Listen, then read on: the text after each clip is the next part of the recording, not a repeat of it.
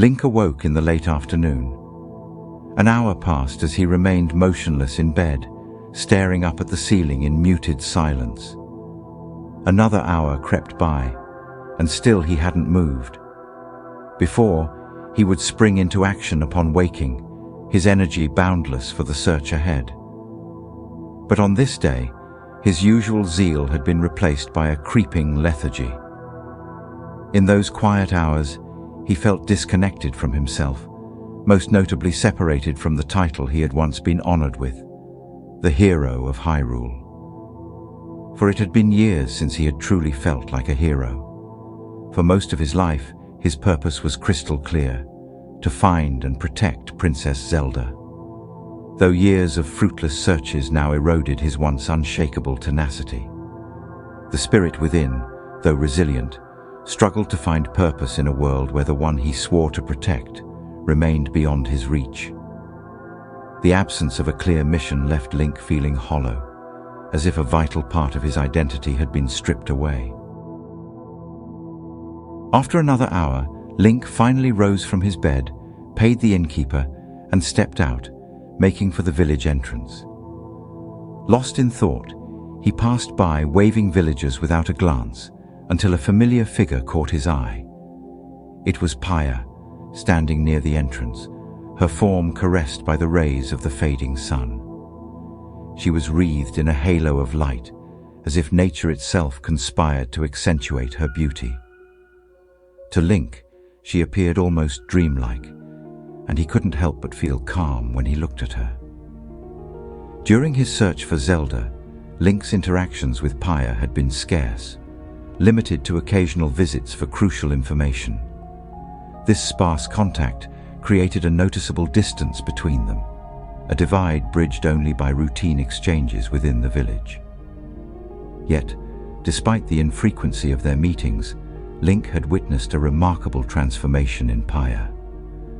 Over the years, the once timid Sheikah maiden had shed her inhibitions and emerged as a confident and poised village chief. Gone were the days when she'd anxiously cower behind her hands at the sight of him. Her nervous stuttering was also gone, replaced by a newfound eloquence. There was a quiet maturity about her, always cool and collected, as she exuded an air of authority. She smiled as Link approached her. Link, it's good to see you. I was told you'd come to the village. It's been ages since we've last spoken. How are you? He wasn't feeling all that well, but he didn't want to bother her with his melancholy. He instead gave her a white lie. I'm doing okay. He peered behind his shoulder, gesturing to the villagers. Wow, looks like you've got a full plate. Hyrule Festival? She nodded. Yes, preparations have already begun. I admit this time of year can be stressful, but everyone is putting in their best efforts, so I'll continue to do so as well. Ah, getting too busy for me, huh, Chief? Link joked, a small smile beginning to creep on his face. Paya giggled. The audacity! None in Hyrule can ever be too busy for you. Thanks, but tell that to the Gerudo, he said, rolling his eyes. Paya continued giggling. Can you believe I still haven't been there? I was invited to meet with Lady Riju, but I have yet to make the journey. Well, because you're a woman, you have instant access to the town, so I'd take advantage of that perk. But other than the town itself, there really isn't much to do in the desert. Is that so?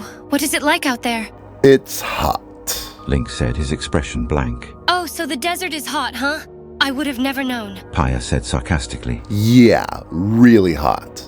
I don't know how you're going to do it if you have to wear those robes. Link gestured towards her beige Sheikah robes. They were crafted from a sturdy, thick fabric, designed to shield against the wind and cold. Her garments were steeped in tradition, the very essence of Sheikah heritage. Paya had worn them for as long as he could remember. Paya raised her arms, looking down at her torso. That might pose an issue, she said, glancing up at him with a smile. Well, I'm sure they won't even miss me. Who won't miss you? The Gerudo or your robes? Paya produced a hearty laugh. Link laughed alongside her, feeling the weight on his shoulders briefly lift. It was a raw moment, a surge of aliveness that he hadn't felt in years. Though the moment swiftly passed, its impact lingered, leaving both of them breathless.